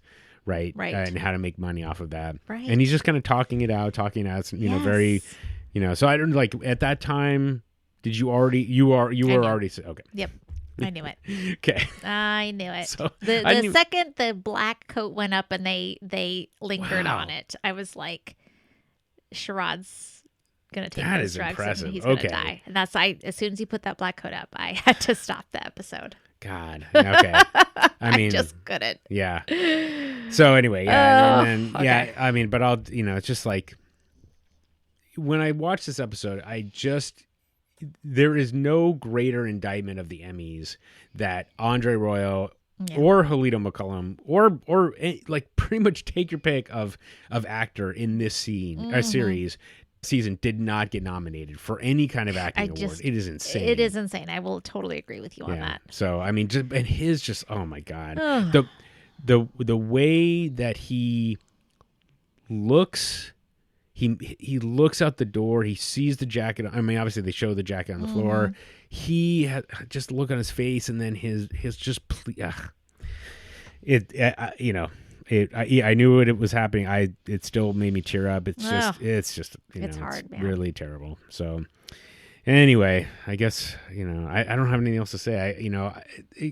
Other than like these are the stories that I feel like they're just really important. I mean, you know what I mean? Like so that's all I could say. Yeah, you got to tell them. Yeah. Yep. So I don't. It's interesting because I'm just thinking about there's a scene in Breaking Bad. Breaking Bad is now almost 20 years old, about 15 years old. Right? So I'm not, if you haven't seen it, spoiler alert. Yeah. But there's a scene where Walt sees, you saw it? No, I've never seen it. Oh, you didn't? Okay, nope. well, spoiler alert. Spoil it. I'll forget before I even start it. Well, let me just, so that he sees a drug addict essentially choked to death on her own vomit. And it is a really incredible acting scene for him, like Bryan Cranston. And, and it's still stuck in my mind about it. But because of kind of the fantastical nature of the show, it doesn't strike me as one where I need to internalize it, right? It's just a thing that happened and as part of this bigger arc of this kind of like, not fantasy, but you get what I'm saying. Right. And whereas this is just like, it just feels so much more real, and therefore I have to like carry it with me to some degree about like what does it say about what is happening in the society, and where that kind of thing can happen. Yeah. I don't know. Anyway, so I it's funny because I was waiting for your reaction to it, and so I was just like, and I hadn't really thought about like how I would process it as much, but I just didn't process it nearly as much the first couple of times I watched it as I did this time. So yeah. So anyway. Okay. Well, we got one more thing here. Okay. We got to get to Omar. Okay. Oh, right. That's right. We have not gone to Omar. Okay. So, of course, you hear that farmer in the Dell whistle, and you know you're dealing with Omar. So we've got Omar and Ronaldo in a taxi, and they are tailing Cheese, who stands alone, who is having a meeting with Marlo's crew. And they move position to get a better view. I love Omar says, "Vámonos, Naldo." Cheese jokes with Marlo and his people about their very militaristic demeanor. Marlo and the others don't react to it. They're just very straight-faced. Yep. So Marlo pays Cheese, but he then also gives him extra and says he wants more drugs. Cheese says he doesn't know if they have more coming off the boat. They just planned on the 4 for you. Marlo tells him short someone else. Cheese gives Monk a burner and explains it's just a signal phone. Says, all we do is ring you from a 958 exchange east side. Don't need to answer. Just toss it and go to the meet. Right? We know that there's no way that they can tap them anymore. Yeah. Nice hookup. Private.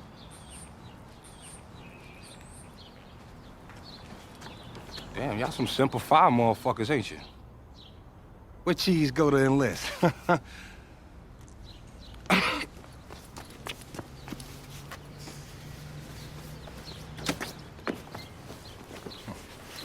That's 25 back to Joe from what we were short before, and another 150 to up our order to 6.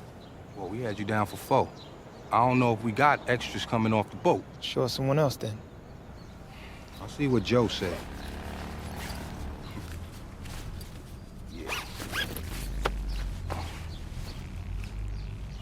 When we set with the re-up, we'll hit you on that. Should be where you told us half hour later. No, we ain't using these no more. Us neither. All we do is ring you from a 958 exchange, east side. Don't need to answer. Just toss it, go to the meet. see you when I see you.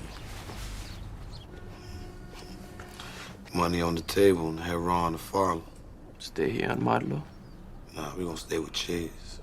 Omar and Naldo, I'm going to call him Naldo now, are watching from nearby, and they are going to continue to follow Cheese. Mm-hmm. Okay. Omar, later we see at Butchie's bar, and he's going to be rounding up soldiers. We see the two guys who protected him when he was in jail. They're sitting on stools nearby. But Omar tells Butchie he needs to be more subtle, and in comes Kimmy. Mm-hmm. The guys are checking her out. Yep. She's been out of the game, but she reassures Omar that she thinks it'll come back to her. Mm-hmm.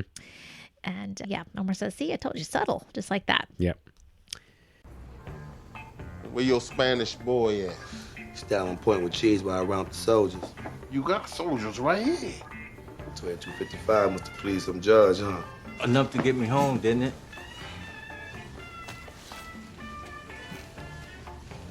Saying, Butch, I know they soldiers, but think about being a little more subtle on this one. You feel me?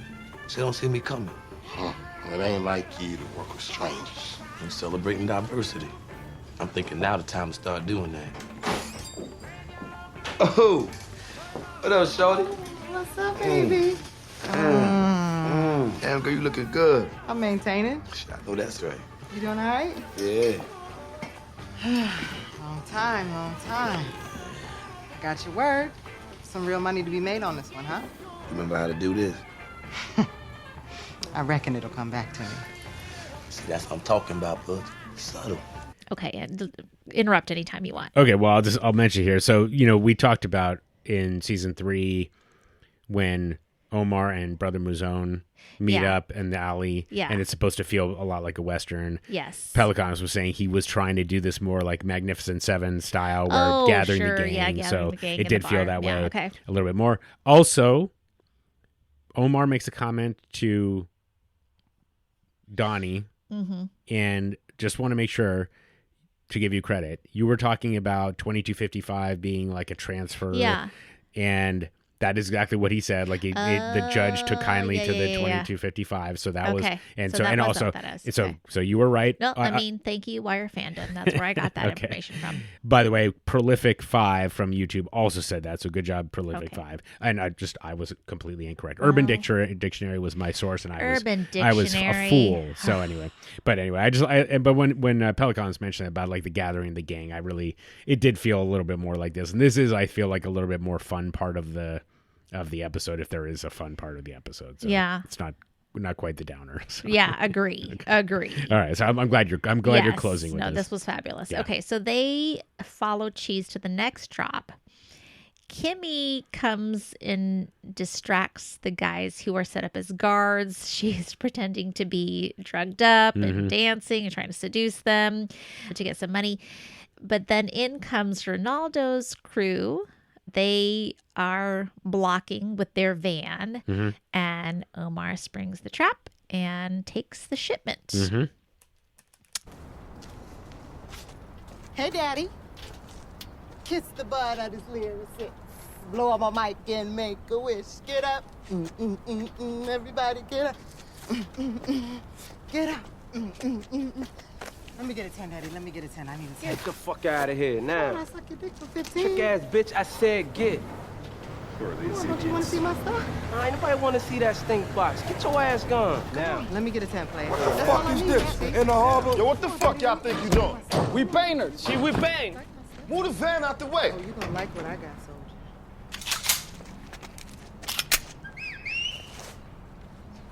soldier. See, we paint. We paint. Okay.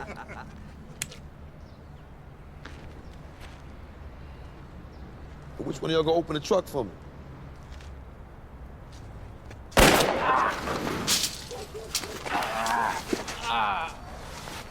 Fucking amateurs. Cheese reports the robbery later to Prop Joe, and he is worried now that the co-op is going to think that he kept the drugs for himself. They cleaned the motherfucker out, Joe.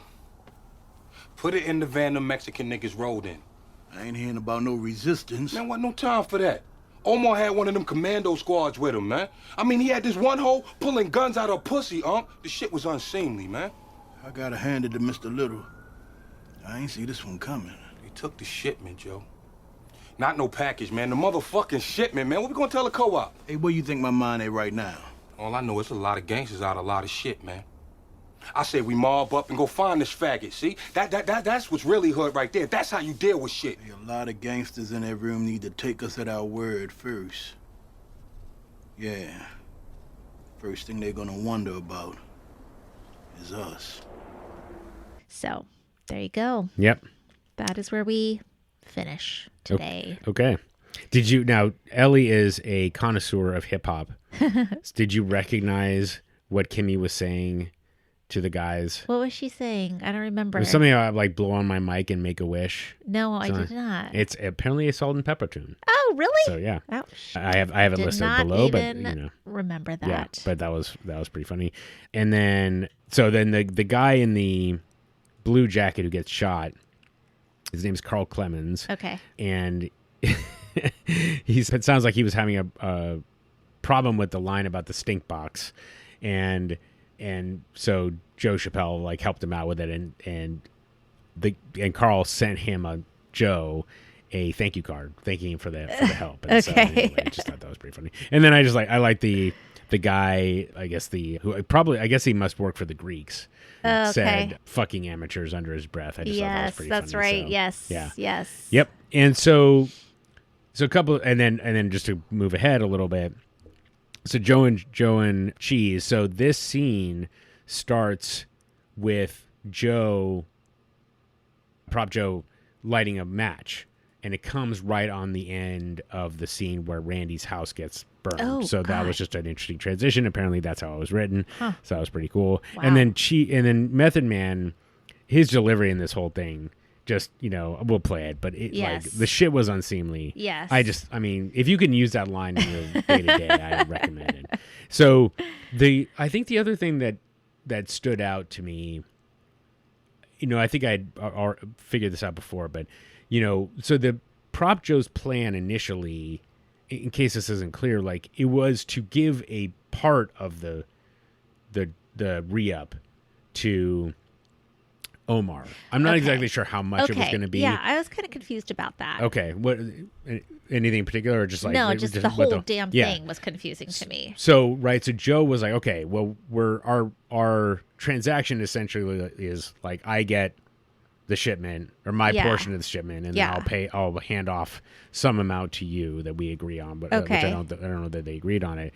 He was not expecting Omar to come in and try to take all of it. Right, essentially go and tail Cheese, knowing that Cheese was going to be the person to get the shipment to begin with. Okay. And so this caught Joe off guard in a way that, so this, wasn't just like that part of the plan. So it wasn't just so much that he was acquiescing to Omar just to give a portion of it. Now it was just like Omar took it to this next level. Okay. And so that's why this whole thing about like we've got to convince the co-op and got so it. on, which that part is clear, I think. Okay. But anyway, yep. So there you go. So it's a good, even though again, not a lot of there's not a lot of running around or there's not a lot of chase scenes or anything like that, but not at all. But still pretty tense, still pretty fun. Yeah, fun for little sure. heist. So, yes. yep. Yes. So that's it. Is that it? That is it. Okay. Yes, indeed. Okay. Well. Made it. You did it. You did it, Still Ellie. This is the last here. episode because Ellie is no longer my friend. And no longer wants to be friends. Done, guys. Sorry. Bye. Yeah. She did it for the good of the show. So we're gonna power through to the end of the series for the good of the show. Okay. Well, Ellie, I do apologize that I didn't give you any heads up this was coming.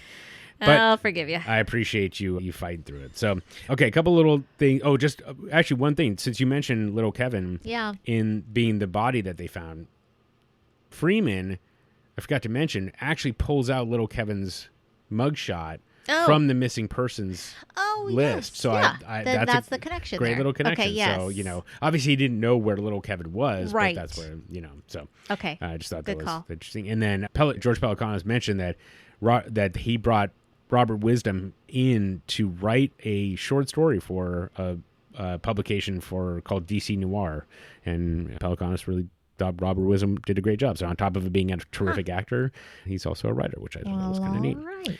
Okay, so that gets us to some of our categories. So, by the way, I'll tee it up now. Okay. If you want to take the reins on the life lessons, because I feel like you might have might have some thoughts, Ooh. I will hand it to you. So think on it while I go through these, okay, and then if anything comes up. But there were obviously some holiday songs playing in the Governor. Yes. So, but I don't need to mention those because those are pretty much on the nose. But then only two other songs that I caught were "In the Cabin of My Uncle Jam" by Funkadelic, is when Prop Joe calls Omar, and then the song by Salt and Pepper is "Get Up Everybody Get Up." Yeah. And so okay. So there you go. So that's apparently that's what she was saying too. So those are the only two songs. So I guess like I don't know, the symbolism's not too subtle there. So I don't think so. Okay. Again, it might be one where we need to just read the lyrics. Yeah. But yeah. Okay. And then finally, so that gets us to our killer cameos. Anybody stand out? I don't have anybody. Did you have anybody? No, I mean, not especially. So Okay. the three that I had were the IID guys. Oh, yeah, Only okay. because they just looked like they just had the look. Yeah. Like the one guy had like the Kangol hat or whatever and trench coats, and you're just like, these guys look like guys that would police the police. They, for sure, yes. But but it's not like their delivery was particularly spectacular. I liked the guys in the stable. Mhm. So by the way, just one other little note is that in the stable, that was a real stable with actual horses in Baltimore. Oh. And one thing that Joe Chappelle mentioned is that because of the horses, they couldn't actually get dollies in there. Okay. And because it would make the horses, like they needed more room, and the horses were pretty antsy, so they went handheld with the camera.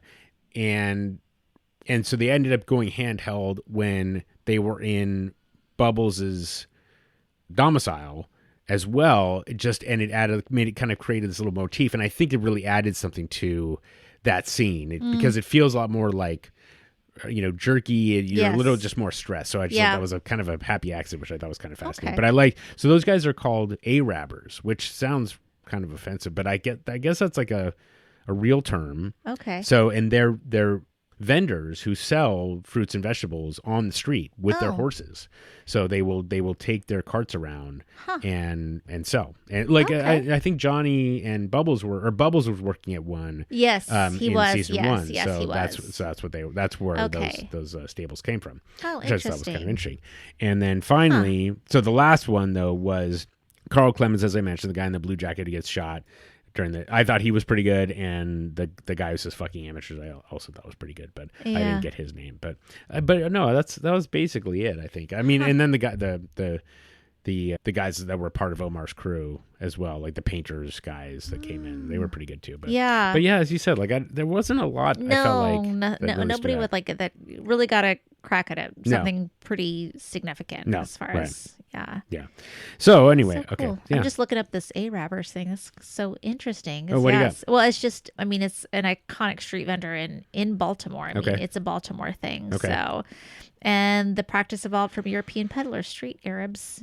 Oh, okay. That became prominent in Baltimore with the influx of immigrants and African Americans moving north. Okay. So Interesting. Very So- cool. so it is- and there's not many left. Oh, okay. There is a preservation society, but there aren't many of them. Okay. Handful. Okay. Fascinating. Okay. Wow. Well. Interesting. All right. Well, that gets us to our life lesson. Okay. I think if I was going to have a life lesson, I mean, I do love that Prez takes time to have this conversation about intimacy. So I Yep. think that, anytime is a good time for those important conversations. When the opportunity presents Ooh, itself, I like that. you got to take it because you don't know when that's going to come up authentically again with the kind of meaning that it needs to have when people are ready to hear the message. So sometimes you just got to set aside the other shit. Doesn't matter what's on the agenda and take that time to have that conversation. Excellent. Okay, that's mine. Okay. What about you? Well, I'm just completely going back on what I said because I was going to say I was going to let you have it, but I totally agree. Right? Like, and sometimes you might not be ready to have but you can say like, hey, let's Right. talk about that Yes. acknowledge shortly, right? But it's like, let's get through this lesson Yes. first or whatever. But I totally agree. Like when somebody is ready to hear an important conversation. Yeah. That no better time. Right. to have them. Yep. Yeah. Okay, so the scene from City Hall reminded me of, I think it's Eisenhower said it, like, it's amazing what you can accomplish when you don't care who gets the credit. But it also is kind of like, so when people are trying to shift blame, that's generally a bad sign, right? If you're, Yes. so if you Yes. just see people just shifting blame Yeah. in an organization, that's not a healthy Put organization. that So- energy into solving the problem, exactly. folks. There you go. So Yeah. once again, Ellie's on it. so that was one. This is a little more subtle but when Rawls and Daniels are with Carcetti, even though Daniels was the one who came up with the idea to get the bodies out now, Yeah. Rawls is the one who's explaining and essentially getting credit. Yes. And there's a book called The 48 Laws of Power, and one of them of the laws is never outshine the master. Or up the chain, and so Daniels plays that really smart. Okay. He just, even though he doesn't know kind of that he's being groomed, or I mean, I guess he might, but like he's like, I don't want to get on Bill Rawls' bad side, so he just lets him get the shine. Okay. So there's that. So that's a little thing, and then the last one is Randy's path. So Alan Sepinwall, I have to give him credit. This is gonna take a little while, but just sit with me for a bit. Okay. So he detailed everything that happened for Randy to end up where he ended up. So okay. He had to be out in the hallway when the two boys needed a lookout. The boys had to be so cold to the girl the next day that she called the cops. Prez had to take Randy's problem to Daniels instead of Lester. Carver had to feel guilty for having outgrown Herc instead of just calling Bunk directly. Omar had to call in his chit with Bunk, and Bunk had to piss Crutchfield off enough that Crutch threw out Carver's eventual phone message. Prop Joe had to tell Marlowe to steal Herc's camera. Herc had to frustrate Sidner so much that Sidner walked out of the Little Kevin interrogation before Herc gave away Randy's identity. Bodie had to convince Little Kevin to come clean to Marlowe, and Snoop had to speak up to convince Marlowe to reverse his decision about letting Randy off clean. And on the bitter irony scale, Randy had to be so terrified of losing Miss Anna that he turned snitch, which set off this whole Woody Woodpecker chain of events that led to him losing Miss Anna. And the reason I went through that, number one, that is impressive. So that's Alan Sepinwall. Extremely good storytelling. Right. Everything has to have a reason. Yeah. Exactly. Everything has to have a reason for why it happened. Yeah. Otherwise, your audience is going to say, "What the hell?" Yeah. Yeah. Exactly. And of course, at the time, you're not thinking about how each of these things is playing is leading to the next thing for this one character. Right. But of course, you look back on it and you're like, holy shit! Like all these things had to happen for everything to go wrong, right? Yeah. And the reason I mentioned this is because I'm reminded sometimes of my own life and the twists and turns that I have taken and how it, one turn, right? Yes. One thing that I did differently Yes. could have landed me in an entirely Totally- different place. And and I think it's important to recognize, like, wherever each of us is, there's a lot of luck involved, and I just feel like it means that we should be grateful for what we have, but we should also acknowledge that, just because I'm here and somebody else is in a worse place is not a judgment on the person. It's, certainly not on its face, Right.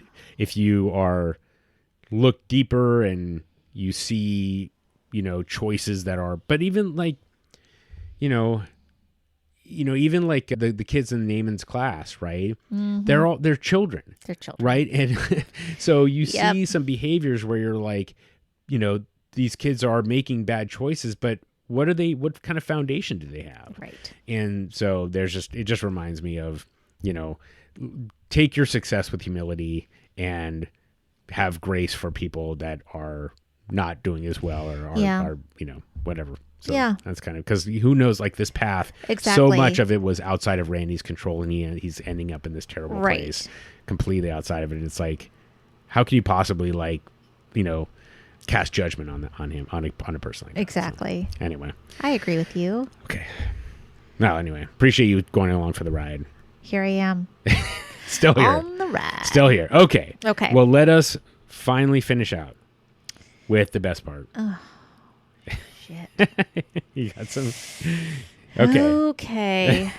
I don't even know, Chris. Okay. I don't even know because I have no idea. I mean, if you had asked me what I think will happen by the end of this season, they're going to get Marlo.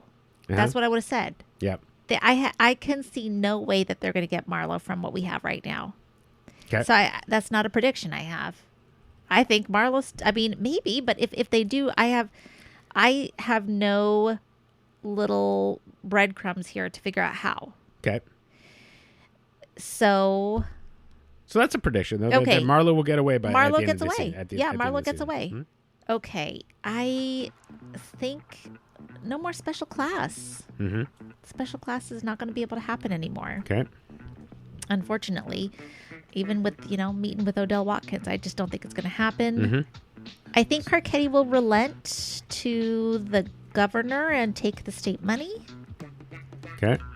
I think, yeah, again, they're going to find a whole bunch of bodies. I still just can't see how they're going to be able to connect that to the Stanfield organization at this point.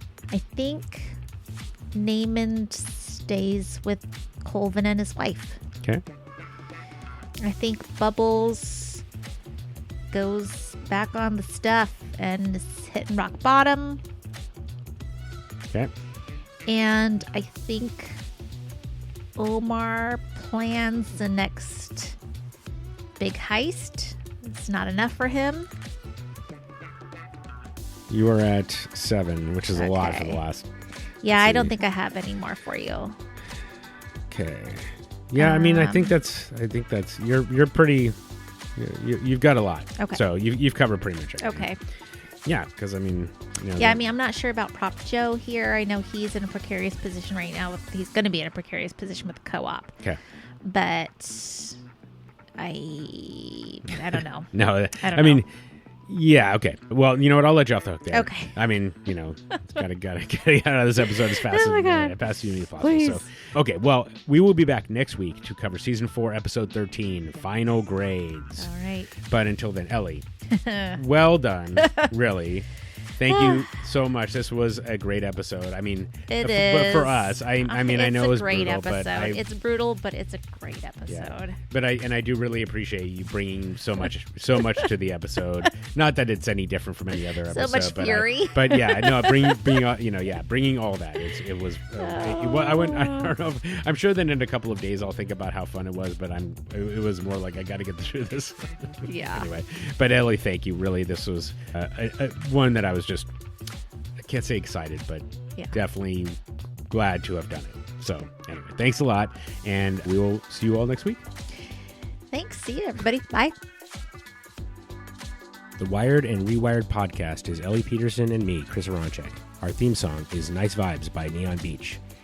Want to holler at us? You can email us at wiredandrewired@gmail.com or hit us on the burner at 240-488-0060 to leave us a voicemail. We're Wired and Rewired on all the socials. And of course, if you like the show, please give us a rating and review on iTunes, Spotify, or wherever you get your podcasts. It helps other Wire fans discover the show. And until next time. Sometimes life just gives you a moment, huh?